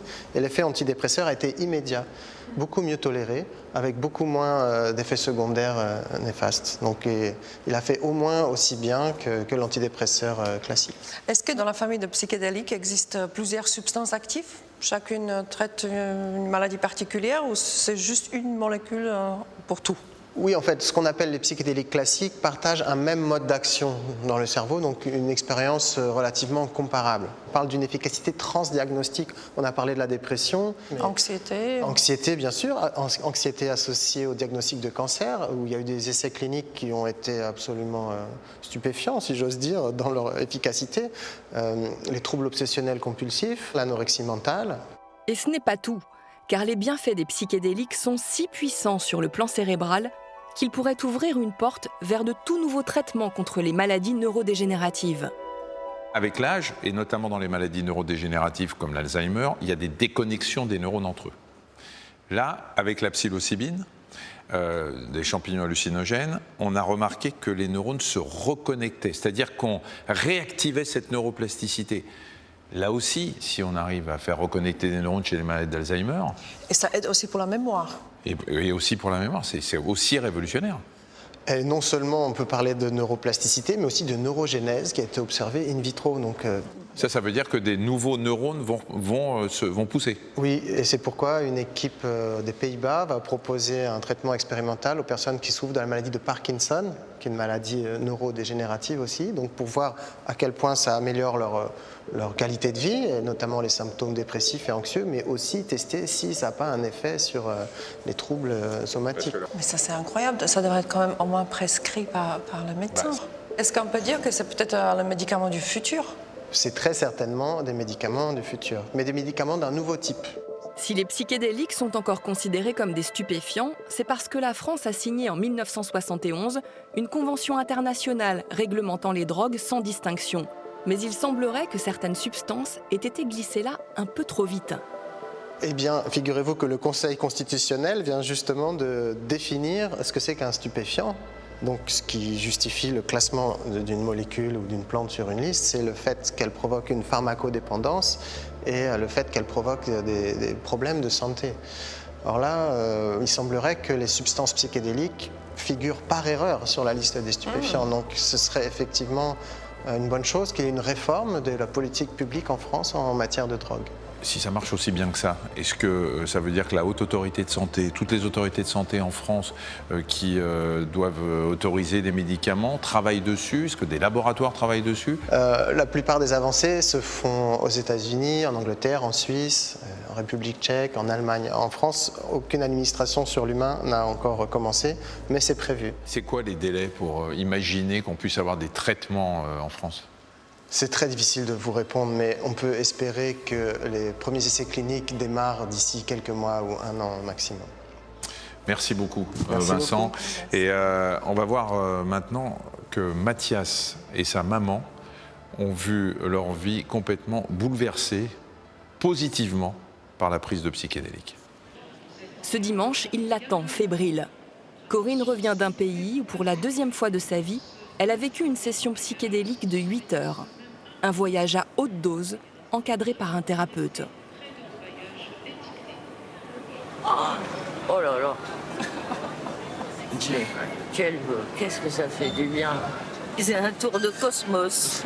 Tu vas raconter tout ça? Ouais. Extatique mais fatiguée, Corinne a besoin d'une bonne nuit de sommeil. C'est le lendemain qu'elle raconte tout à Mathias. Comment tu te sens, déjà? Et autant j'ai été épuisée hier soir en arrivant, et autant aujourd'hui je suis épuisée encore, mais avec une énergie intérieure que j'ai jamais ressentie en fait. C'est pas de l'excitation, c'est pas de la joie, c'est pas de l'euphorie, c'est autre chose. Un équilibre, ça doit être ça. C'est tout nouveau. Et rien à voir après quand je t'avais sortir du train. Ça se voit physiquement, c'est ça qui est dingue. La bipolarité bouleverse la vie de Corinne depuis son adolescence.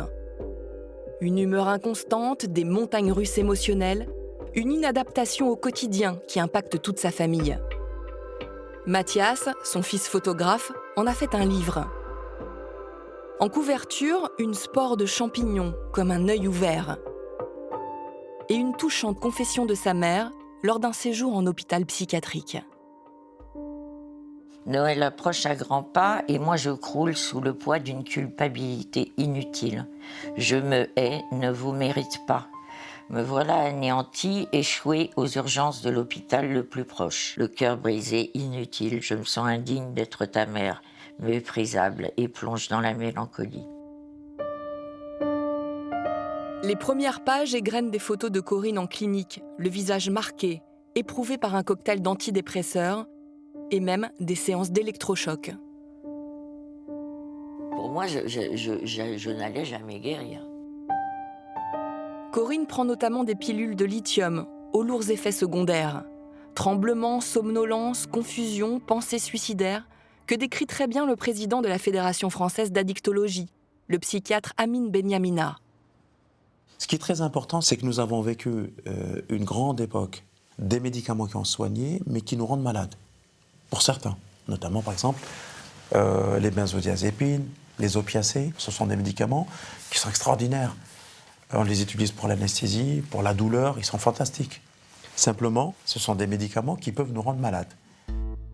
À cette époque, Mathias démarre sa vie d'artiste. Pour créer, il expérimente les champignons hallucinogènes, un usage récréatif qui, à l'époque, rebute ses parents.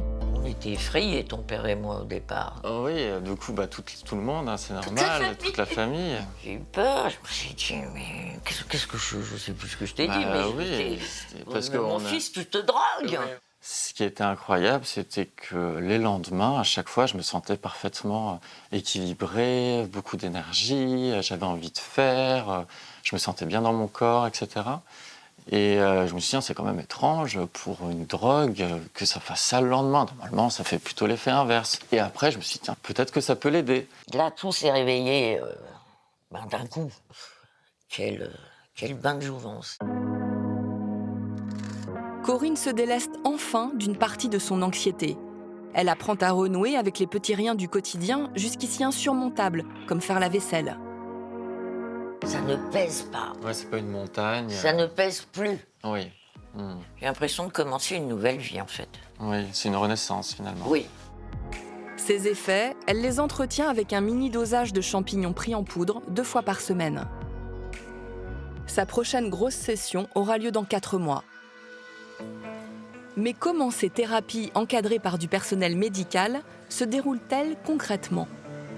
Nous sommes allés chercher la réponse en Suisse, où ces protocoles sont légaux depuis 2014. Au sein des hôpitaux universitaires de Genève, le psychologue Federico Serragnoli encadre une 30aine de patients. Tout se passe dans cette salle sobre, clinique, sans aucun décor ni rituel chamanique. 2 patients à la fois qui entrent à 8h et ressortent à 19h. Les choses importantes, du coup, c'est que le patient soit allongé et de manière vraiment à relaxer son corps lors de l'expérience. Et puis qu'on puisse lui permettre, du coup, d'entendre de la musique. C'est une salle aussi très lumineuse qui donne sur un jardin avec des arbres magnifiques. L'idée, c'est vraiment de proposer un cadre très calme et susceptible d'amener une relaxation chez le patient. Ici, les champignons se prennent sous forme de gélules synthétisées. Si le suivi est pris en charge, le produit est payant, 50 € la pilule, et il en faut 5 par session. La psilocybine étant considérée comme stupéfiant et non comme médicament, quelques précautions restent de rigueur. Ils doivent être protégés, donc à la porte, déjà, il faut une clé, et là, il faut encore une clé. Ça doit être au frais. Laura travaille dans l'intelligence artificielle. Elle en est à sa 4e session. La dernière, c'était il y a 3 semaines. Pour être acceptée par l'Office fédéral de la santé publique suisse, cette mère de 3 enfants a déposé un dossier justifiant d'une dépression chronique et résistante. Elle souffrait notamment de comportements alimentaires compulsifs et d'agoraphobie. J'ai fait 30 ans de thérapie, à peu près, et je pense une trentaine de thérapies, vraiment de différentes sortes. J'ai eu pris des médicaments, des antidépresseurs à un moment, mais ça ne me réglait pas le problème en fait.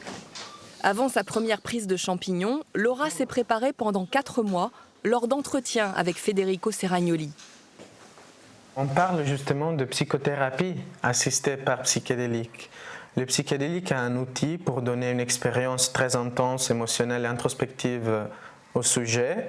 Mais cette expérience-là, en effet, elle est utile dans la mesure où elle est encadrée dans un parcours de psychothérapie qui se fait avant et après, qui nous permet du coup de préparer cette expérience et de l'intégrer dans la vie après quotidienne du sujet et puis d'amener un véritable changement positif dans sa vie.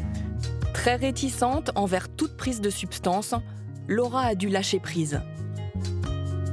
Avec le recul, ces temps de préparation ont été primordiaux parce qu'au moment où vous prenez la substance, il y a beaucoup d'angoisses qui peuvent monter, et en tout cas chez moi il y a eu plein d'angoisses de type si ça marche pas, de type oh, mais est-ce que, je sais pas, peut-être mon cœur va exploser, et là pouvoir se référer aux séances de thérapie en disant ok, ça va se passer, c'est normal que ça se passe, ok, peut-être physiologiquement je vais avoir ces symptômes, c'est ok, respire, enfin voilà, tout ça était vraiment primordial pour moi. Elle aussi parle d'un bouleversement. J'ai eu des strates d'effet tout d'un coup, cette impression de pouvoir respirer pour la première fois de ma vie, où vraiment j'étais waouh, c'est ça que ça fait de respirer, et mon cerveau qui me disait mais ça va pas durer. Ok, 1 jour, 3 jours, au bout de 4 jours, la molécule elle peut plus marcher, bon peut-être qu'elle marche encore 1 semaine, au bout de 2 semaines jamais, au bout de 3 semaines, enfin j'étais vraiment genre mais ça revient pas, c'est tellement bizarre. Ça peut pas être si simple. Je veux dire, si c'était aussi simple que ça saurait. Enfin, c'est pas possible. Et pourtant, c'est grâce aux champignons que Laura vit depuis maintenant 6 mois sans la dépression, et non plus malgré elle. Alors pourquoi, en France, ne faisons-nous pas comme nos voisins ? La France est très en retard. La Grande-Bretagne a 15 ans d'avance. La Suisse, l'Allemagne. En France, alors que c'est un grand pays de sciences et de médecine, on est congelé dans une position d'attentisme et de prudence. Mais si on ne le fait pas, c'est un rendez-vous avec l'histoire de la science qui sera manqué. Un rendez-vous qui concerne carrément le monde entier, puisqu'on estime que la dépression touche 300 millions de personnes.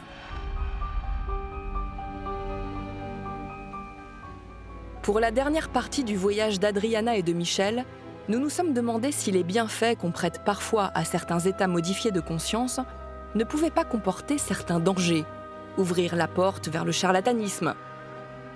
Pour tenter d'y répondre, nous nous sommes penchés sur une pratique très controversée, celle des médiums.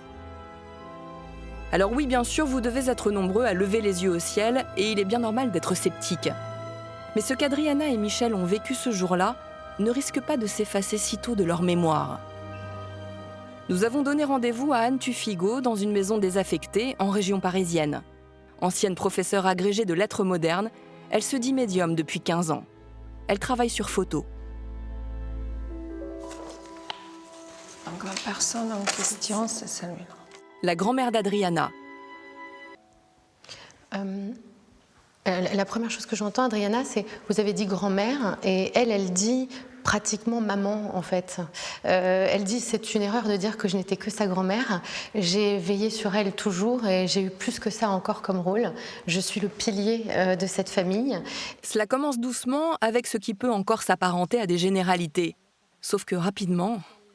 Elle me montre son ventre de maman qui a été lui-même en fait bouleversé, comme si elle avait perdu de son vivant déjà des gens qu'elle aimait et un enfant. C'est le cas. La grand-mère d'Adriana a perdu un enfant.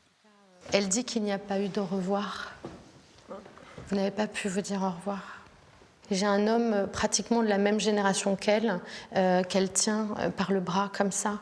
Et elle est tellement heureuse de l'avoir retrouvé parce qu'elle dit nous sommes deux dans cette famille à être partis tôt dans le temps. Et je suis très heureuse d'avoir retrouvé ce frère. C'est exact. Oui. Si Adriana se montre si émue, c'est que tout est vrai. Mots employés par la grand-mère, détails sur des objets personnels ou d'autres membres de la famille. Anne Tuffigo délivre les informations qui lui viennent à un rythme soutenu et avec un degré de détail interpellant. Elle me dit aussi que d'habitude, quand on est dans une famille, on est dans un seul et même endroit et cimetière. En fait, votre famille n'est pas réunie, Adriana. Ils sont dans des endroits différents, disparates. Au bout de 15 minutes, on demande à Adriana de s'exprimer. Non, mais parce que tout ce que vous avez dit, c'est juste presque mot par mot correct. En fait, elle m'a élevée, ma grand-mère, jusqu'à quand j'avais 5 ans. 6 ans. Oh, comment 6, oui. Pardon. C'est vrai, en plus. Vous ne pouvez pas renier une année parce qu'elle dit 6 ans. Ouais, c'est 6, pardon, mais c'est vrai. Au secours. Les défunts sont un peu...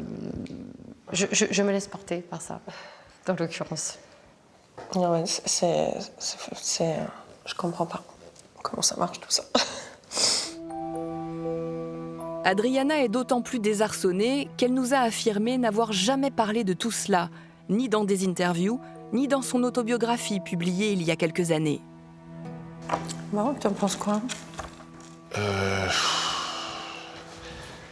J'en pense, comme d'habitude, dans ce genre de situation, que j'ai d'un côté mon cerveau de toubib rationnel, qui essaye de comprendre ce qui peut se passer, et puis de l'autre, celui de l'être humain qui vient d'assister à un truc un peu quand même troublant Ouais, c'est juste...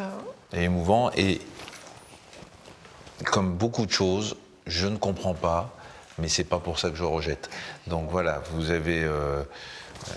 il y a des choses quand même sur une simple photo, vous avez donné des détails de la vie de la grand-mère d'Adriana qui sont assez troublants, vous n'avez pas pu les lire ailleurs. Donc voilà, c'est assez troublant, voire très troublant. C'est mon quotidien.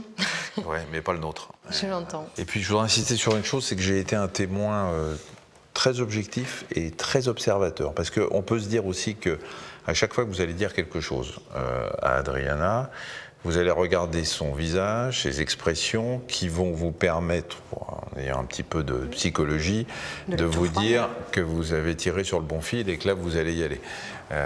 Et ben moi, j'ai regardé Adriana en me disant, est-ce qu'il va y avoir ce levier? Ben, il n'y avait pas. En fait, on ne pose pas de questions à une médium. Quand on commence une séance, c'est nous qui devons démarrer à blanc. C'est pour ça que je dis toujours, j'ouvre cette porte et je m'y engouffre.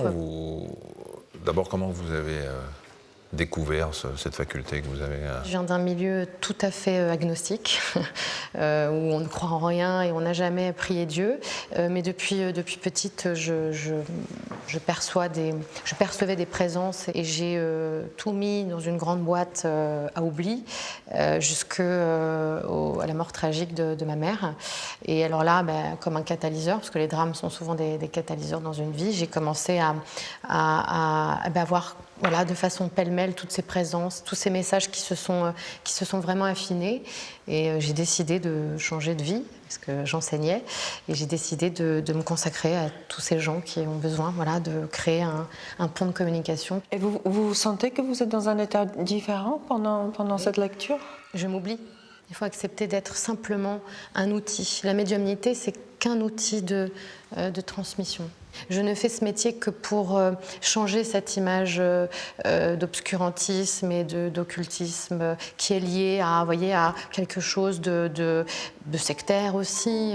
Moi, je veux mettre de la lumière et de la joie là où on veut y mettre de la peur. Et je tends à prouver que, en tout cas à montrer chaque jour que la spiritualité, c'est à la portée de tous. La médiumnité diffère de la voyance, car les voyants affirment se projeter dans l'avenir. Anne Tuffigo ne propose ses services que dans la sphère privée. Mais il arrive que des médiums soient entendus dans un cadre beaucoup plus inattendu. Jusqu'où leur prêter une oreille attentive? Et quelles sont les dérives possibles? Geneviève Delpech est artiste peintre. Mais elle affirme aussi collaborer régulièrement à des enquêtes sur des disparitions en tant que médium. Elle ne monnaie pas ses services. Au début des années 2000, pour tester ses capacités, 2 policiers l'emmènent dans ce quartier sans rien lui préciser. J'ai marché, je ressentais absolument rien, j'étais embêtée, je dis mais qu'est-ce qu'ils veulent de moi? Mais arrivé devant le 116, là ça a été terrible. Cet immeuble, c'est celui où a été retrouvé en 1986, soit 14 ans avant, le corps de la petite Cécile Bloch, 11 ans, assassinée. Geneviève Delpech déclare avoir conduit la police dans la cave où a eu lieu le drame. De l'assassin, à l'époque en fuite, la médium aurait fait une description troublante. Je sentais son odeur, je le voyais. Donc je voyais un homme qui avait beaucoup de clés, un gros trousseau de clés, ça a été confirmé après. Je voyais un homme avec la peau abîmée, qui ne faisait pas propre, avec une paire de baskets sales, assez grand et mince. L'homme, surnommé le grêlé, sera confondu en 2021, soit environ 20 ans plus tard par rapport aux visions de Geneviève. Mais la parole des médiums est-elle régulièrement prise en compte par la police? Nous avons posé la question à Jean-François Abgral, enquêteur spécialisé dans les affaires criminelles.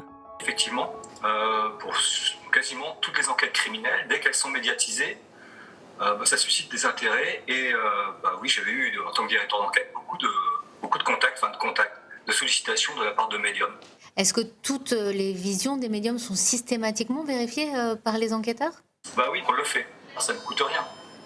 Si jamais, je dirais pas par miracle, mais par notre grande surprise, ça donnait quelque chose, ce serait triste de ne pas le faire. Et parfois, c'est quand même troublant parce que ça peut résonner avec les actes d'investigation qui ont été réalisés. Alors pourquoi? Parce que les gens ont lu dans la presse ou se sont renseignés sur le cas avant de téléphoner aux enquêteurs. Ce qui fait que l'enquêteur a un petit trouble quand même, parce qu'il peut se poser la question de savoir si la personne n'est pas liée à l'enquête, au crime. Donc on fait des investigations de manière systématique sur la personne qui nous amène cette information, c'est-à-dire le médium. Vous avez des souvenirs d'enquête qui auraient avancé de façon significative grâce au médium? Alors malheureusement, ce que j'ai pu constater, moi, c'est que ça ne donne rien. Il n'en reste pas moins que les médiums fascinent. D'où vient cet attrait? Philippe Charlier, médecin légiste et directeur de recherche du musée du Quai Branly, nous éclaire. On le surnomme l'Indiana Jones des cimetières. Chez beaucoup de populations extra-européennes, populations lointaines, il n'y a pas de différence entre le monde des esprits et le monde des morts. Là, tout autour de moi, pendant que je parle, il y a des esprits, il y a des revenants, c'est juste que je ne les vois pas. Et les médiums sont justement cette interface entre le monde des vivants et le monde des esprits. Et le véritable âge d'or, celui qu'on connaît tous pour les fantômes, c'est la fin du 19e siècle. Mais ça ne commence pas en France ou en Angleterre, ça commence aux États-Unis, chez les sœurs Fox. Ce sont des jeunes filles qui, un jour, disent entendre des bruits, taper sur les murs. Et puis sur la fin de leur vie, elles avouent que non, c'est une forfaiture complète, c'est une arnaque, ça n'a jamais existé, ce sont elles qui ont tout inventé. Mais c'est trop tard. Le spiritualisme est né et on commence à de plus en plus entretenir un rapport intime avec les fantômes. On fait bouger les tables, on utilise les verres sur les tables de Ouija et cette mode va vraiment exploser. En France, c'est un enseignant, Allan Kardec, qui popularise le spiritisme. Avec lui, avec ses écrits, tout le monde devient adepte, y compris jusqu'au plus haut niveau de l'État. Et dans le même temps, la science s'intéresse beaucoup au spiritisme. On sait que Marie Curie, par exemple, s'est beaucoup intéressée au spiritisme. Des chirurgiens, des médecins. Et pour eux, eh bien, ils essayent d'utiliser les techniques scientifiques pour prouver la véracité de toutes ces observations. Plus près de nous, en 2013, c'est un centre américain qui a mené la plus grande recherche contemporaine sur les médiums. Journaliste et auteur scientifique, Jocelyn Morisson a traduit, dans ce livre, en quoi consistait l'expérience et quelles en étaient les conclusions.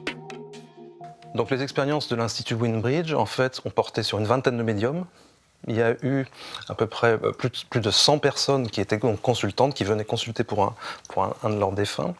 Et puis, il y a eu une soixantaine d'expériences qui ont été faites. Le protocole qui a été mis en place à l'Institut Windbridge, en fait, il est ce qu'on appelle en quintuple aveugle. On a 5 niveaux de masquage qui font que, en fait, chaque étape est compartimentée de manière parfaitement étanche. Le médium qui va faire une lecture pour un défunt ne sait pas, en fait, qui est le défunt, il a juste son prénom. Le consultant lui-même ne sait pas quel médium va faire une lecture pour son défunt. Et au bout du compte, on s'aperçoit qu'il y a près de 80% des informations qui sont fiables, qui sont exactes. Alors bien sûr, le médium doit donner des informations sur la personnalité du défunt, sur sa profession, sur son apparence physique, sur toutes sortes de choses voilà, qui ne relèvent pas des généralités. Impressionnant. Mais pour être élevé au rang de preuve scientifique, il faut que des expériences du même type soient réitérées. Or, en France, on se méfie. Hello, hello, bienvenue à toi. On va donc regarder tes énergies pour cette semaine. Et encore plus depuis l'explosion d'Internet. Il paraît que ceux qui ont le M dans la main sont des médiums. J'en ai un premier ici. Et en fait, c'est dans les ombres qui est la lumière. La toile a vu pulluler toutes sortes de charlatans qui consultent en visio. Je veux dire une chose, si tu as un choix à faire entre deux choses, et qu'il y en a un c'est compliqué, ou il y en a un qui te dérange, alors que l'autre c'est beaucoup plus fluide, tu as le signe qu'il faut aller vers celui où c'est plus simple. Hein. Et parfois, moyennant des sommes qui devraient suffire à nous alerter, jusqu'à plus de 300 € la séance. Est-ce que ça te parle, ça? Dis-moi si t'es encore là, du coup. Fabien Olicard, mentaliste, a accepté de nous aider à ne pas nous faire avoir en décryptant certains comportements récurrents. Je pense qu'ils utilisent plus consciemment ou inconsciemment des techniques de psychologie, telles que la technique de l'arc-en-ciel. Alors l'arc-en-ciel, c'est on va essayer de toucher tout et on va voir où est-ce que l'hameçon il a mordu. Démonstration avec Marine, qui mime la cliente, face à Fabien, qui joue le médium. Vous pensez à quelqu'un qui vous est cher. Je vois à côté de vous, c'est quelqu'un qui fait plutôt partie de votre famille. Vous avez été le chercher de ce côté-là, c'est vrai, hein, oui. Et c'est quelqu'un du sexe féminin, c'est bien ça. Ouais, c'est bien ce qui me semblait. Je ne sais pas si c'est maman, une sœur ou maman ou la grand-mère. Vous avez vu tout ce que j'ai couvert là d'un coup? Et si vous acquiescez un petit peu sur tante, ou vous me dites simplement bah oui, c'est bien ça, c'est ma tante, moi je vais pouvoir répondre oui, c'est bien ce que je ressentais. Mais j'ai péché tellement dans tellement de domaines qu'à un moment donné, ça va mordre un endroit. Et d'ailleurs, bien plus tard, vous direz tout de suite, il a trouvé que je pensais à ma tante. Alors qu'en fait, j'ai fait plein de possibilités. Ça s'appelle le biais du survivant, c'est un biais cognitif de ne voir que les choses qui ont fonctionné et de laisser de côté toutes les choses qui n'ont pas matché. Ou non, c'est votre mère peut-être. Non, c'est pas votre mère. Non, c'est pas votre mère. Non, c'est bien ce que j'entends. J'entends que c'est pas votre mère, on me dit c'est pas sa mère. Et puis, il y a aussi la reformulation ou les pistes ouvertes, les doubles réalités. Par exemple, si je dis, vous pensez à quelqu'un, mais c'est pas votre mère. Hein. Si vous me dites, bah si, c'est ma mère, je vais faire, oui, c'est ça ce que je dis, il me semble bien. C'est pas votre mère dont on parle. C'est plus quelqu'un de votre génération, peut-être, c'est correct? Non. C'est qui? Ma grand-mère. Votre grand-mère, d'accord, parce qu'il y avait un sentiment comme une relation de sœur avec vous, quelque chose de très très proche, hein, c'est ça hein? Oui, c'est bien ce qui me semblait, on est pareil, on se comprend. Tout le monde est persuadé de rien dire hein, quand il va voir un médium ou un voyant, hein. Mais non, on dira quoi qu'il arrive des choses, ne serait-ce qu'avec un petit hochement de tête, par exemple. Et puis, je pense qu'ils utilisent de l'effet Barnum. Donc ça, c'est le fait de dire des choses généralistes, et votre cerveau, qui n'aime pas le vide, il va le raccorder à des souvenirs qui correspondent à ce qu'on lui dit. 3 millions de Français solliciteraient chaque année l'aide d'un médium. Comme il s'agit de démarches volontaires, il est compliqué de dénoncer des dérives. Mais si vous flairez l'arnaque ou une quelconque emprise psychologique, vous pouvez solliciter la MIVILUD, la mission interministérielle de vigilance et de lutte contre les dérives sectaires. mivilud.intérieur.gouv.fr. Dans tous les autres cas, on peut se ranger à l'avis du docteur Philippe Charlier, qui incite à conserver une certaine ouverture d'esprit. Être cartésien, c'est accepter les limites de notre cerveau. Donc je suis profondément cartésien et scientifique, mais il y a des choses que j'ai vues et que je ne comprends pas. Des photographies que j'ai prises, par exemple, d'individus possédés ou transformés, mais qui n'apparaissent pas sur la pellicule ou qui n'apparaissent pas sur le film. Donc mon positionnement, il est, pour l'instant, de ne pas savoir, tout simplement, et d'accepter les limites de ma perception d'abord et de ma compréhension ensuite. Bousculés dans leur certitude, Adriana et Michel achèvent ce voyage, encore très surpris de ce à quoi ils ont assisté. Et même si tout n'est pas explicable parmi ces états modifiés de conscience, qui sait si, demain, cela ne sera pas le cas?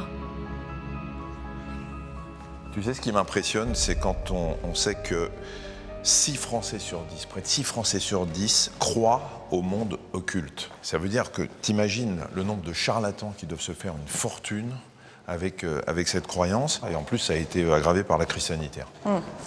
Moi, j'étais très sceptique par rapport à tout ça, par rapport à ce monde-là avant. Mais après ce qu'on a vécu dans cette émission, tu as vu des états de conscience modifiés comme la mort imminente, les gens qui sortent de leur corps, des voyants, des médiums, les gens qui entendent des voix. Ne me dis pas que ça t'a pas changé. Moi, je suis beaucoup plus ouverte aujourd'hui et surtout, ça nous permet de découvrir énormément de choses sur notre cerveau et sur notre conscience. Et surtout, on a montré qu'on pouvait lutter contre ce qu'on appelle le mal du siècle, qui est le stress. T'as vu? Hypnose, méditation et même l'apnée qui permet de calmer le stress. Et si on arrive à lutter contre le stress, ça veut dire qu'on arrive aussi à lutter contre toutes les maladies qui sont liées au stress, toutes les maladies dites de société. Donc c'est vrai que c'est étonnant ce qu'on a vu. On peut croire en certaines choses, d'autres peuvent nous laisser sceptiques, comme tu dis. Mais je crois qu'il y a vraiment quelque chose qui peut en tout cas nous aider. Hey, coucou! Ah, salut Steve. Mais je crois qu'on lui a posé une question, non? Je crois pas. Non, je voulais juste dire au revoir. Tiens, pendant que tu es là, Steven, justement, on en parlait avec Adriana à l'instant. Est-ce que le principal médicament est dans notre tête? Alors, peut-être qu'un des principaux médicaments, c'est notre mental. Le but, c'est évidemment de traduire ces connaissances sur les réseaux de la conscience vers une meilleure prise en charge pour toutes ces personnes. Et il y en a 1 sur 3 qui, à un moment dans leur vie, vont souffrir d'une maladie du cerveau, un dysfonctionnement du mental. Donc c'est trop important pour le négliger et cela permet d'aider des patients en neurologie, en psychiatrie, pour des maladies qui, très souvent, sont difficiles à guérir. Donc oui, on a encore du boulot. D'ailleurs, j'y vais. Merci beaucoup, Steven, de nous avoir accompagnés. Merci pour ces éclaircissements dans un monde qui est quand même parfois assez sombre. Merci. Ciao. Merci. Tu vois, là, on a découvert beaucoup de choses sur le monde de l'esprit, mais je pense qu'il y a encore plein de trucs à connaître. Ça te dit qu'on continue un peu ce voyage ou pas? Ah non, mais complètement, je suis partante, c'est tellement fascinant. Michel?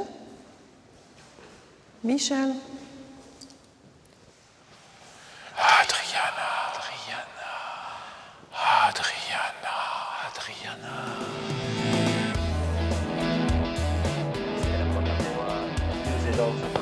Ok? Viens. Tu veux voir? C'est terrible. Non, mais attends, t'as arraché toute la peau là. Ouais, c'est bon. On peut mettre une petite greffe. Vas-y. Merci. Vous savez faire d'autres choses?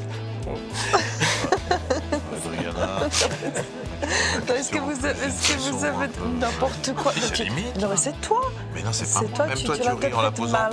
Pas du tout, mais parce que est-ce que vous avez d'autres dons? Voilà, ça. Comme si celui-là ne suffisait pas. Mais C'est quoi, pour ça que par j'ai exemple, rigolé. précise ta Bah, question. j'en sais rien. La prochaine fois, il faudra louer un truc près d'Orly ou de Roissy. Parce que là, on attend trop entre deux avions, je trouve. Et en fait, la question, vous reculez beaucoup là, non? Ouais, c'est courant. Ça te dirait qu'on t'appelle de temps en temps pour nous éclairer un peu sur le sujet? Oui, mais je ne suis pas sûre comme un pauvre. Non, mais tu es loin. C'est vrai, pourquoi tu hurles? Tu es loin. Ça fait peur, non? Non. Merci, Steven. I'll see you later. Merci. Au revoir. D'accord. C'était pas mal chose. Qui... je suis en train de...